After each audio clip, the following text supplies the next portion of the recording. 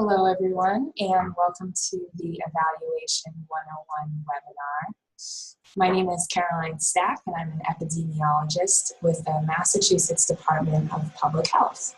I'm very happy to be talking about evaluation with you today. The goals of today's webinar are to, number one, talk about what we mean by program evaluation and talk about why it's important. Two, describe the different types of program evaluation. And three, articulate the key components of evaluation. So beginning with the definition of program evaluation, what is it? When we talk about program evaluation, we're talking about the collection of information about your program, about its activities, its outcomes, its implementation, really anything you're looking to evaluate in terms of the components of your program. And we're doing this with the goal of improving the program's effectiveness and informing decisions about future program development. So evaluation answers the question, how are we doing? And I do want to emphasize that when we're conducting a program evaluation, we're evaluating to improve, not to prove. So when you think of evaluation, you might be thinking of evaluation in terms of a more research orientation, where you might think, oh, do we need a control group? Do we need an experimental design? For our purposes, we're not trying to prove whether your evaluation works or not. We're just trying to figure out, are we doing what we think we're doing and what we plan to? And are there ways that we can make this better? So again, to reiterate, we are evaluating programs to improve our programming with the overall goal of more effectively achieving the health outcomes that are the goal of our program in itself. So whether you're trying to decrease the incidence of obesity or prevent sexual violence, our program evaluations we're conducting them with the overall goal of achieving that long-term goal more effectively.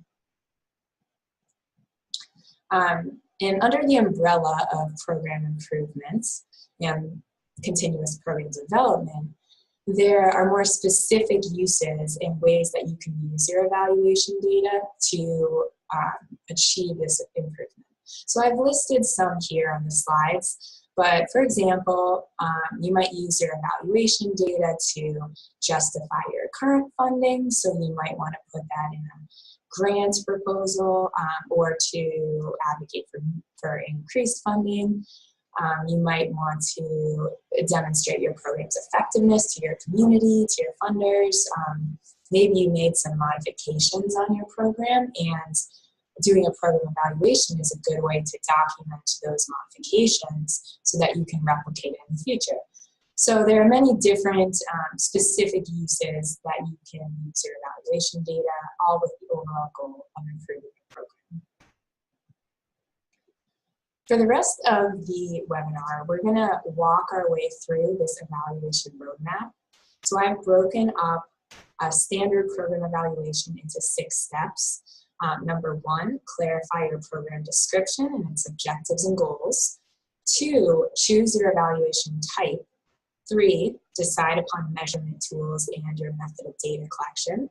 And after these 3 steps, then you're really finalizing your evaluation plan. And from there, you go to step 4, where you collect your data. 5, analyze and interpret your data.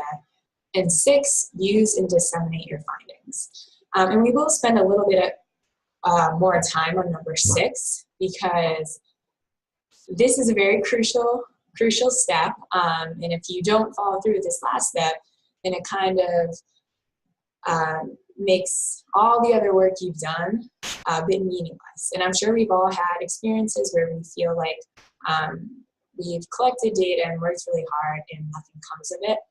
So you really want to, once you get to 6 and before you get to 6, think about how you're going to use this data, how are you going to use your evaluation findings, and how are you going to share it.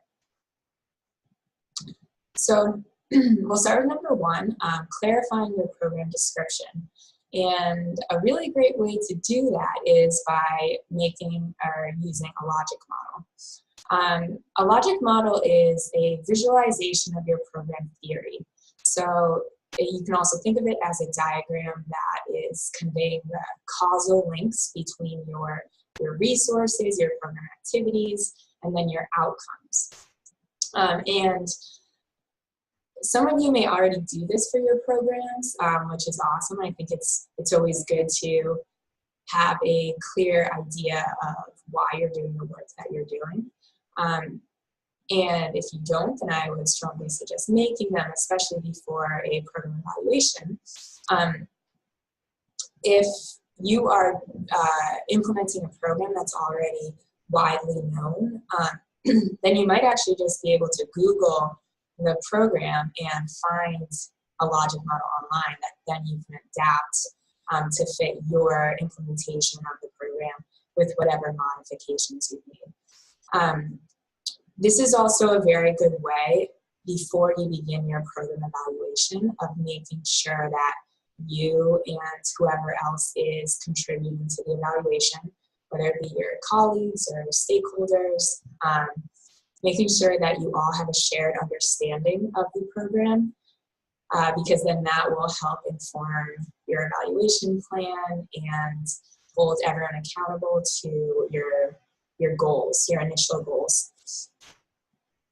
This is a template for a logic model that I like to use a lot.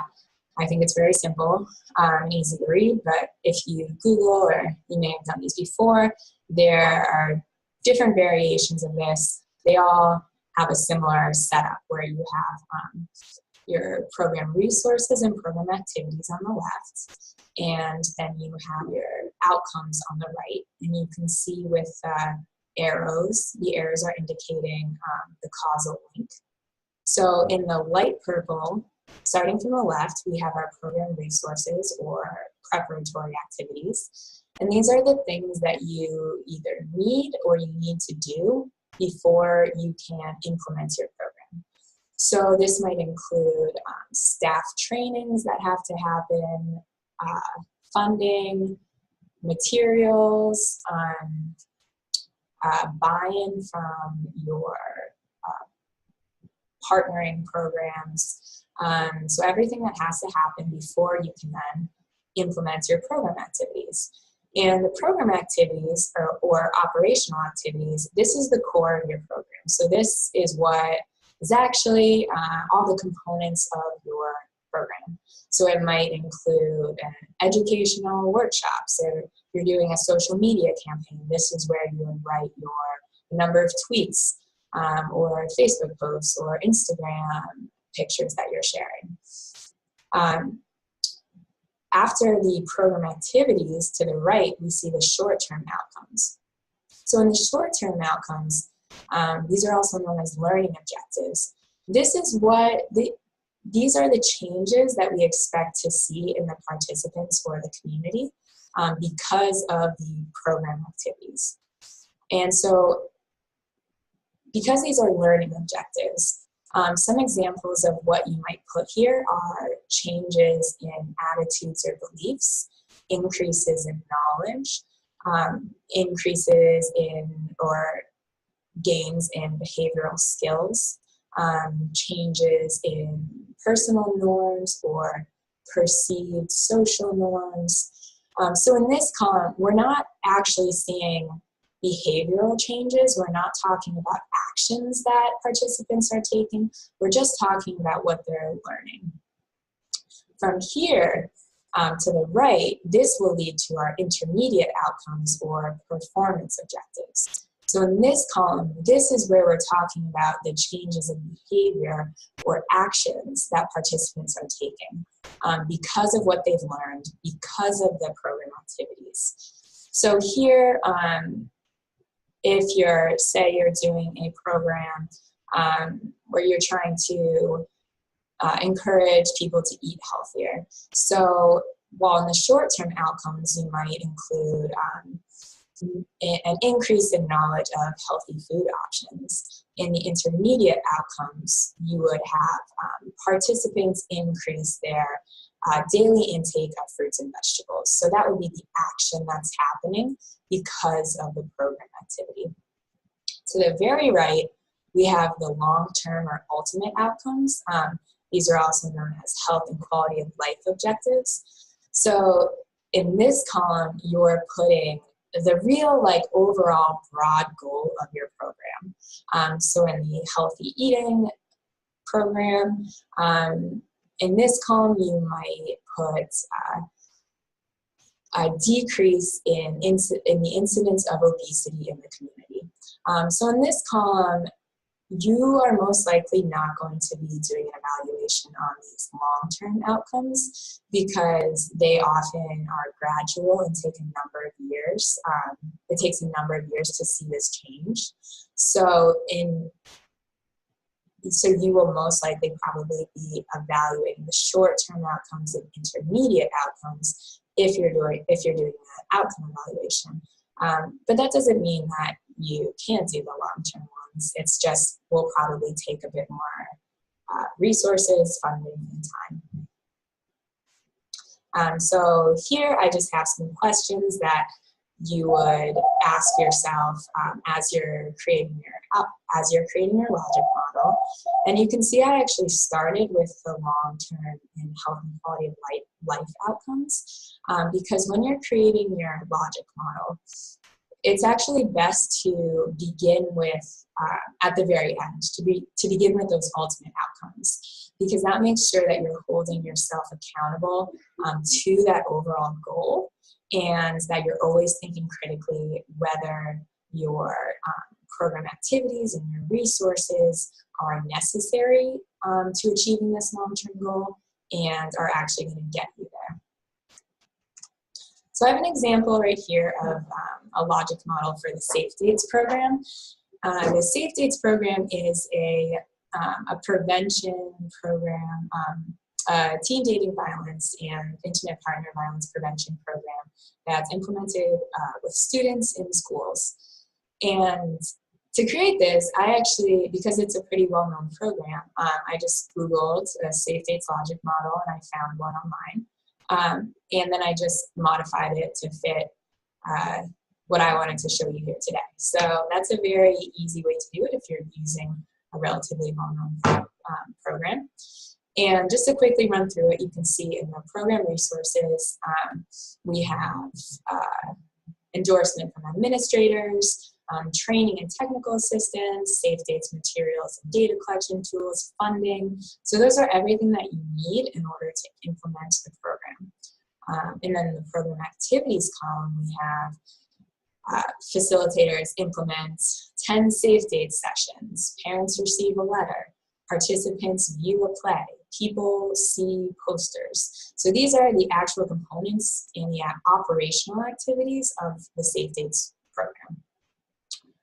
Moving one to the right, we see the short-term outcomes or learning objectives. And if you look at the words used here, students report less acceptance, stronger communication skills, increased confidence, increased awareness. So these aren't behavioral changes, these aren't actions we're expecting. These are just changes in attitudes, beliefs, knowledge, skills. So that all goes in the learning objectives. To the right, in the intermediate outcomes column, this is where, if you look at the verbs used, we start to see action verbs. So we see students will reduce perpetration, intervene, will contact community services, parents will set clear standards, parents will talk with their adolescents. So in this column, this is where we see the actual actions that we expect participants to take because of their participation in our program. On the far right, we see those health and quality of life objectives. The first one, people will be less likely to be involved in intimate partner violence as adults. And that's actually a good example of one that would be very difficult for a program to evaluate. So in order to fully evaluate, you would probably have to follow these high school students into adulthood and continue to assess their involvement in intimate partner violence. And for a lot of agencies, that's really not realistic. So that's why you would really focus on evaluating the short-term outcomes or the intermediate outcomes or your program activities or your resources. So we have clarified our program description, and now we're moving on to step 2, which is choosing your evaluation type. Before you do choose your evaluation type, now is a good time to think about some key questions that will inform your evaluation plan. What is the purpose of your evaluation? What development stage is the program in? Who will use the evaluation results? And how will they use the results? And again, these are good questions to ask yourself and to discuss with your evaluation team before you begin implementing your evaluation, just in order to make sure that you are not missing anything or you're not taking any unnecessary steps or collecting unnecessary data. The 3 program evaluation types that we're going to talk about today are formative, process, and outcome. There are many more types of program evaluations. These 3 seem to be most common for public health program evaluations. So we will start with formative. Formative evaluation, it usually takes place before or during your program implementation.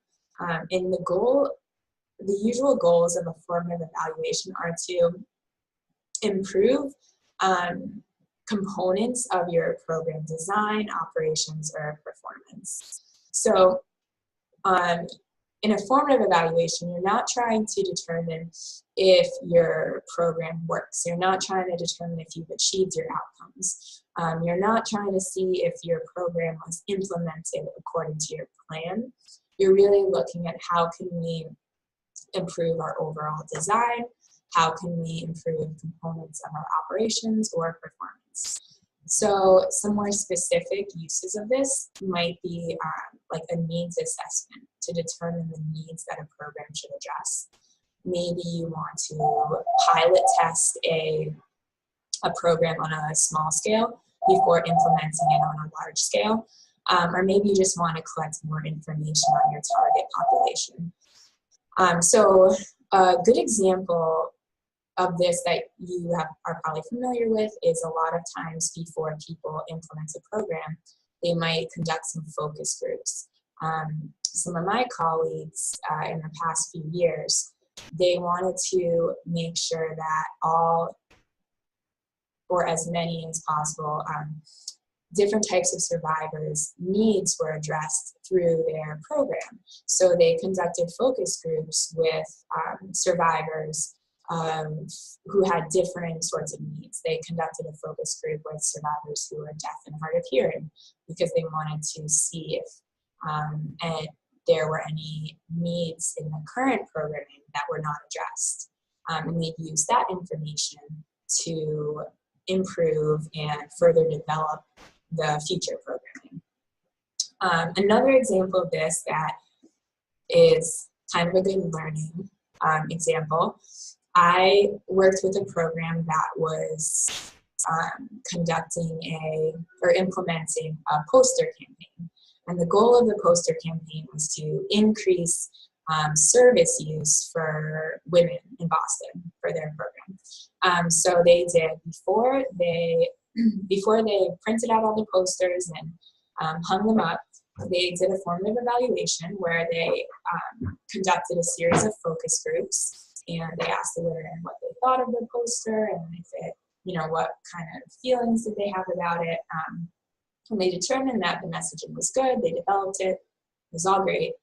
So then they hung up the posters in almost every MBTA bus in Boston.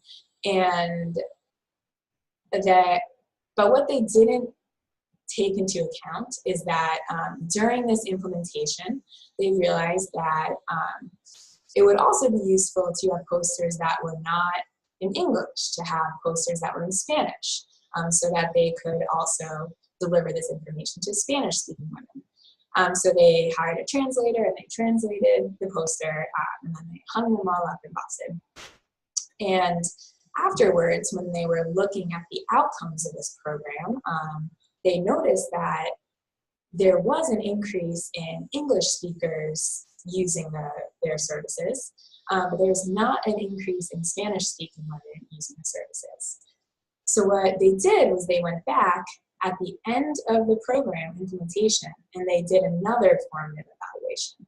They did focus groups with Spanish-speaking women.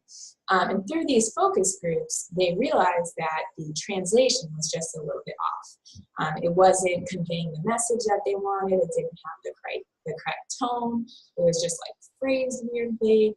And so that doing this formative evaluation at the end helped them understand why they didn't achieve the outcomes they wanted, and also helped inform their future programming. So that's an example of an agency that did the formative evaluation in the beginning, which is good, but they didn't really do it correctly, or they didn't do it in the best way because they missed out on asking a population about their understanding of the messaging. And so then they had to go back at the end of the program implementation and do it again. So you can do formative evaluation before, during, after. It's always good to continuously improve your programming. Here are just some more examples of different uses of formative evaluation. And we can move on to the second type of evaluation, the process evaluation. A process evaluation answers the question, has the program been implemented as intended? So before you implement a program, you have a plan, you have an idea of how many hours of training your staff has to do, how many sessions the participants have to attend, how much money you need. And this evaluation is assessing whether that plan actually happens. Did you actually deliver the number of educational sessions that you planned to?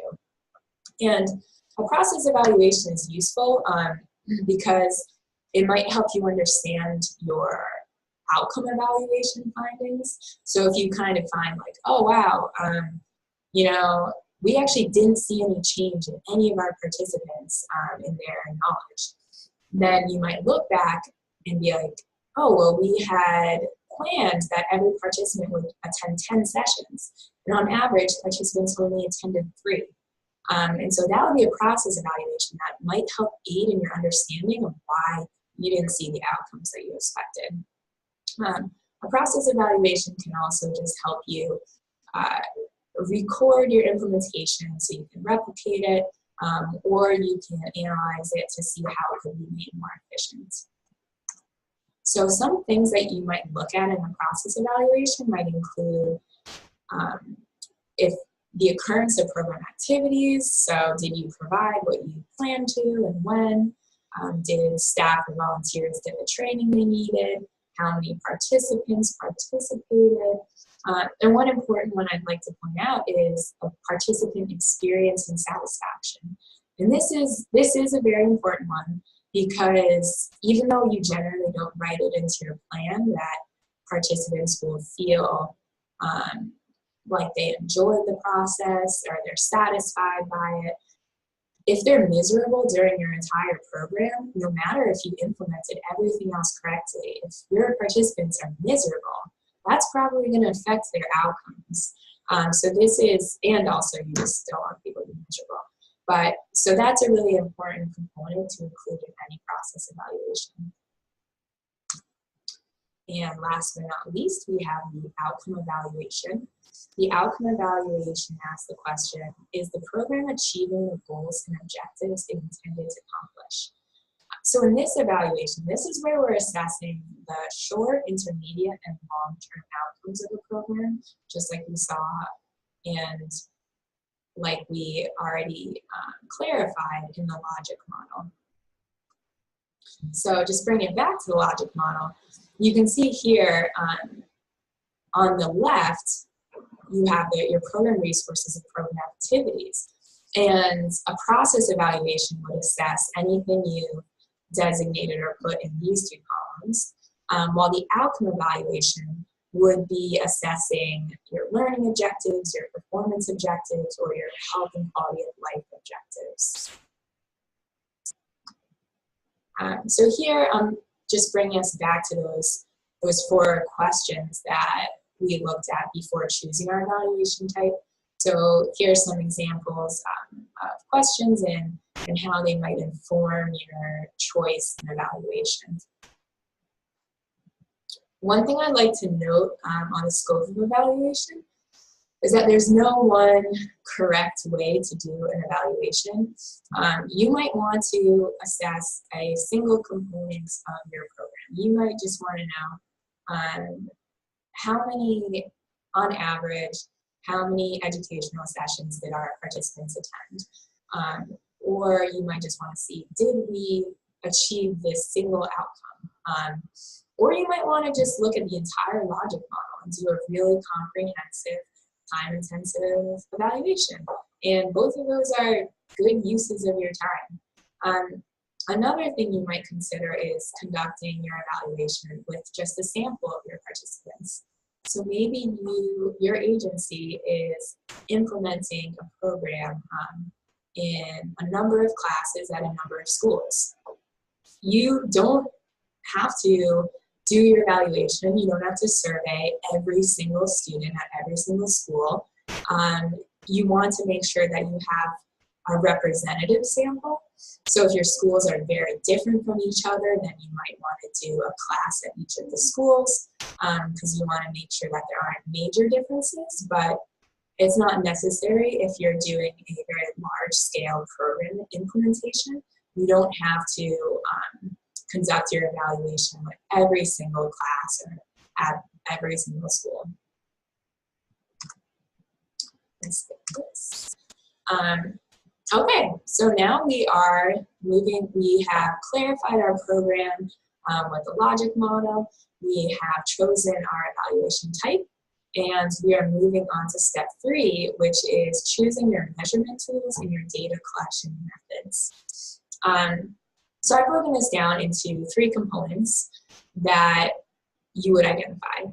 Your evaluation questions, and these are the questions that you need to answer in order to achieve the purpose of your evaluation.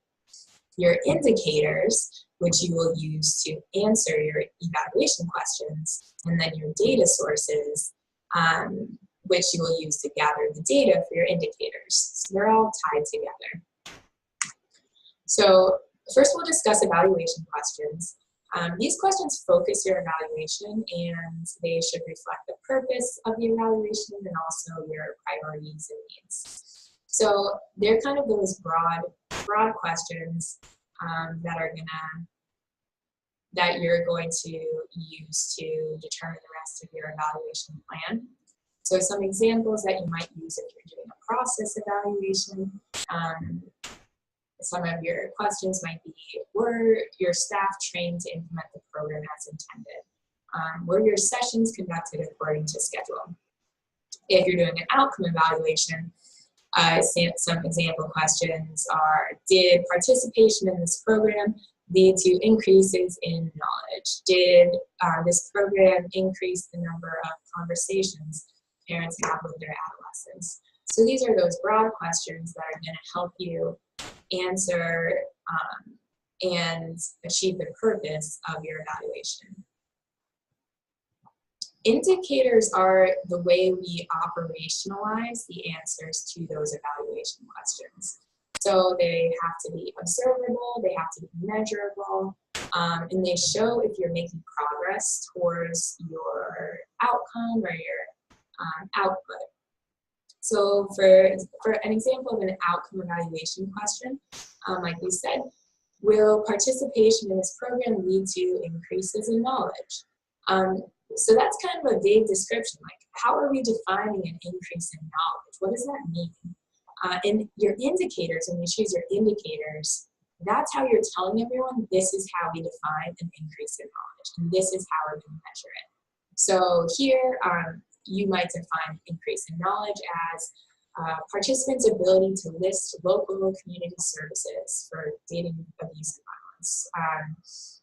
Or And you might assess this in any number of ways, which we'll get to. If your process evaluation question, for example, is, were program staff trained to implement the program as intended? You might have a couple indicators to help you answer this question. So maybe an indicator is the number of hours of training, or the quality of training, or whether the training protocols were followed. So all of those indicators, you're going to use those to answer this kind of broad, vague evaluation question about whether staff were trained to implement the program as intended. And lastly, we have our data sources. So these are where you're going to get your information for your indicators. So we usually break this down to primary data collection, primary data sources, and secondary data sources. Primary data is data that you have collected yourself, while secondary data is data that someone else has already collected. So some examples of primary data that you might collect would be surveys, group discussions or focus groups that you host, observations, document review. So, maybe you're looking at your attendance list at one of your workshop sessions. And secondary data collection might be like public records or published survey data.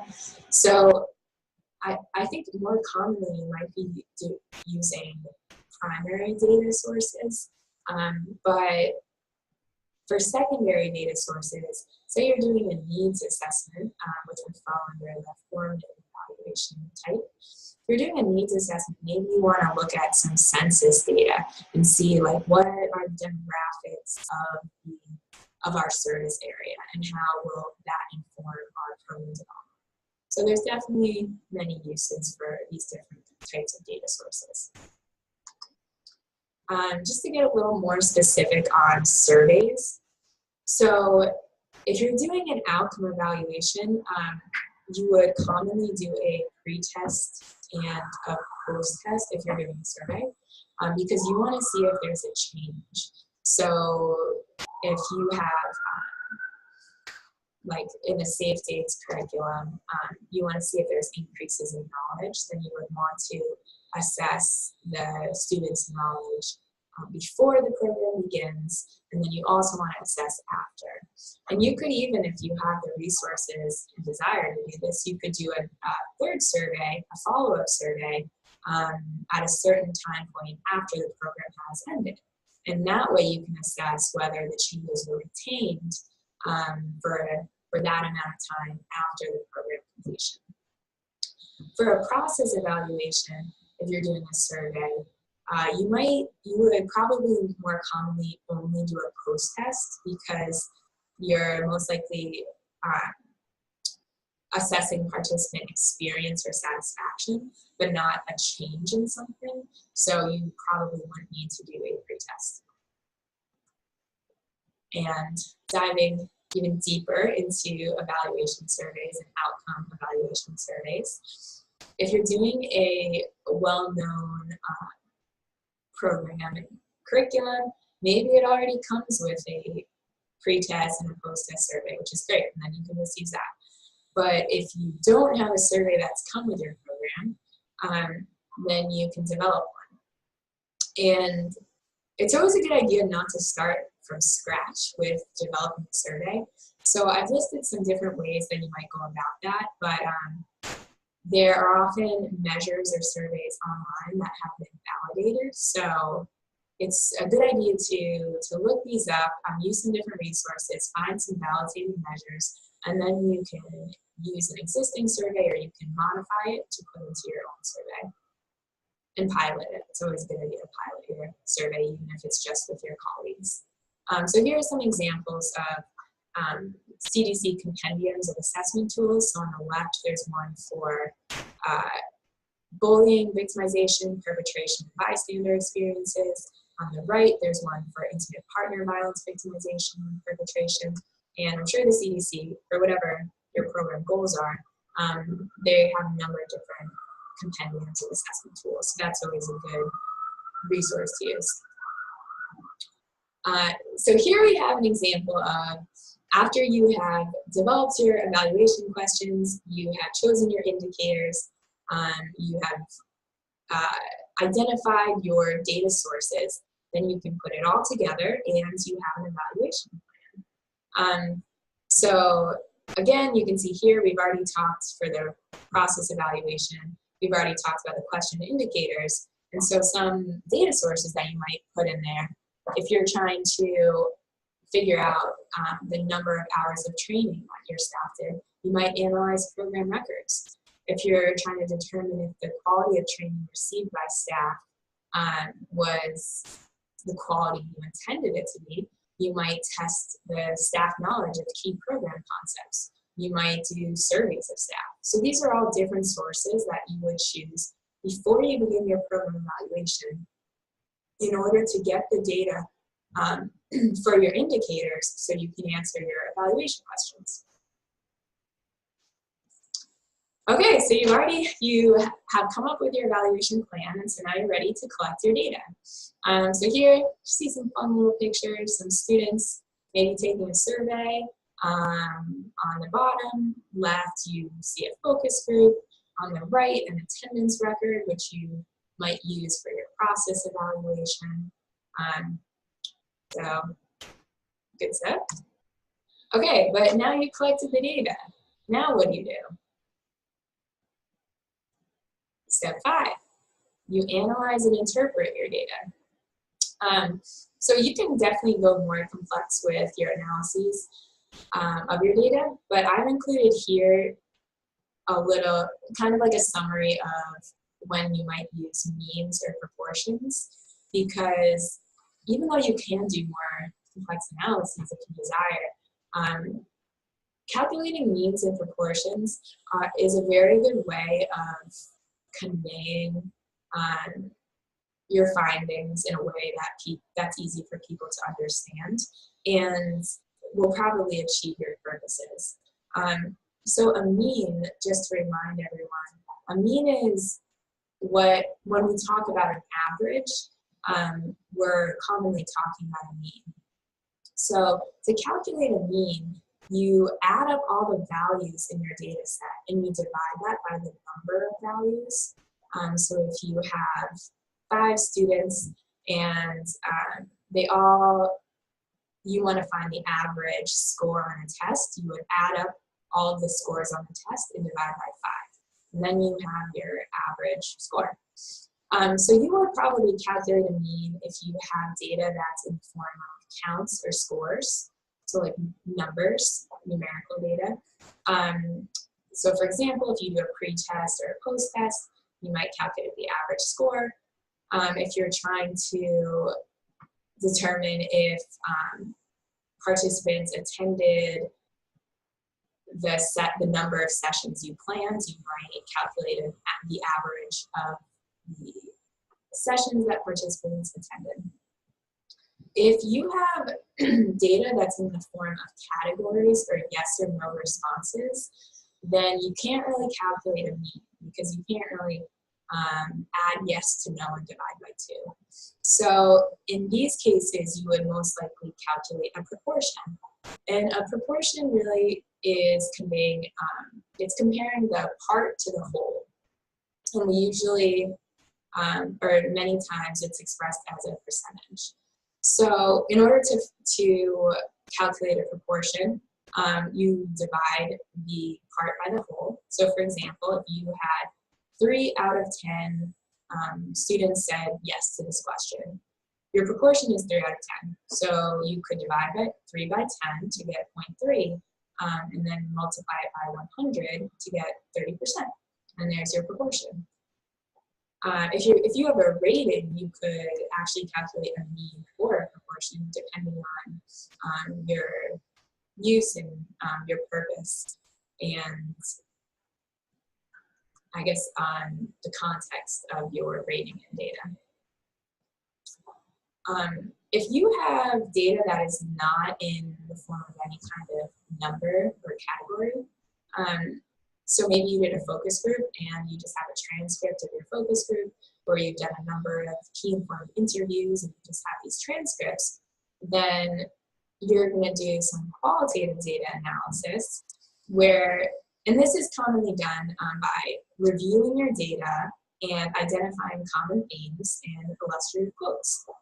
Quotes are always good, especially if you're including a lot of numbers in your evaluation findings. It's always good to have some quotes to kind of add some nuance to that and greater meaning and understanding for your audience.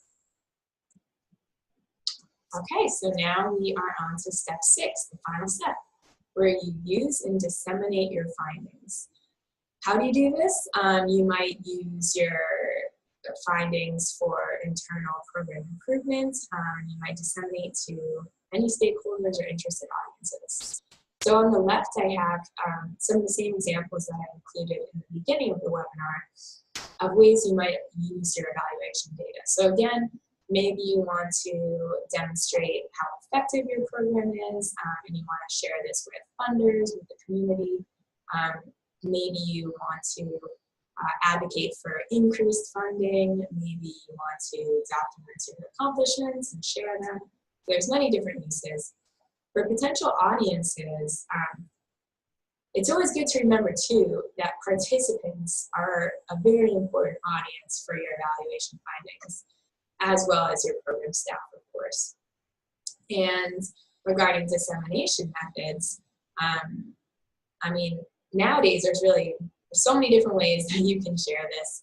And you can create a PowerPoint presentation, you can do a fact sheet, you can do infographics, which can be a little more exciting than just a basic fact sheet. You can do a success story, which I will show you some examples of. When you are presenting your data, though, there are some key considerations to take into account. So at DPH, we follow these cell suppression guidelines, and basically the reason we do this is because we want to protect participants' identities and their information. And so what this means is that if we are identifying a group of individuals in some way, often with a frequency table like you see here on this slide, and we have a cell that has less than 7 people in it, then we suppress it. So we do not report that. So often we will just do an asterisk, like you can see in this frequency table. If in certain situations where say you are reporting a total, but there's only one group that has less than 7, so you really technically only need to not report that one group. But because you're reporting the total, then people could just subtract all the other group counts from the total and find out what that one group is. So in those situations, you would actually suppress the next lowest frequency as well. So in this example, say there were 4 people who identified as Asian or Pacific Islander, and then 10 people who identified as Native American. So only the Asian Pacific Islander count is less than 7, but if we reported the Native American count as well, then you could just subtract all the counts from 221, and you'd find out how many people were in the Asian Pacific Islander group. So in that instance, we would also suppress the Native American cell. Another key consideration are when you're using quotes in your presentations. And so these are there's some different examples of ways that you can replace potentially identifying information. So you can always attribute the quote to anonymous. You can use ellipses or brackets to take out identifying information and maybe replace it with something a little more general or vague. Lastly, I just have a couple of resources and some examples of ways of presenting your data.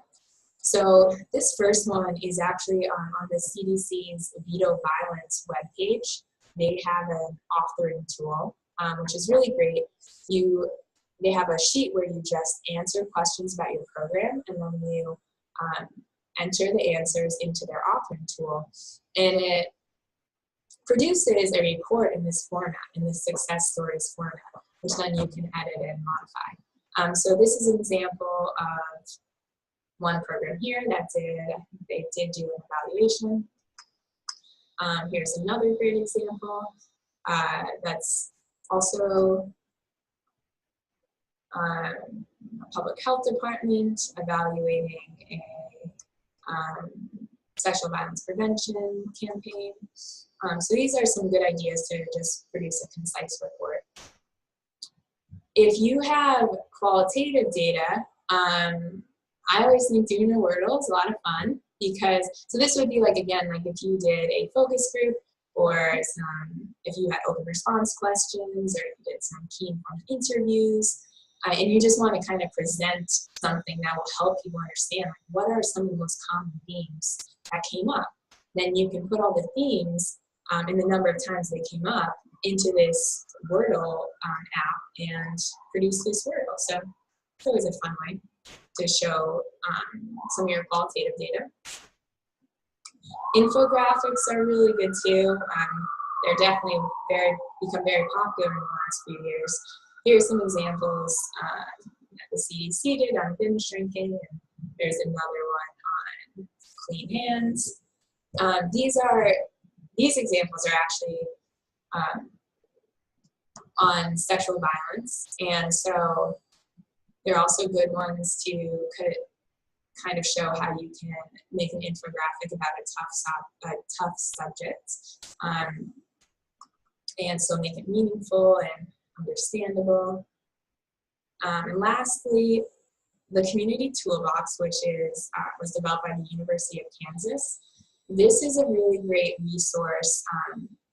It's online and it can help you and give you more information with any kind of aspect of evaluation that you want to do. So if you're curious how to do a focus group or how to develop a survey, if you go onto their toolbox, they have kind of in-depth guidance on doing all these specific evaluation components.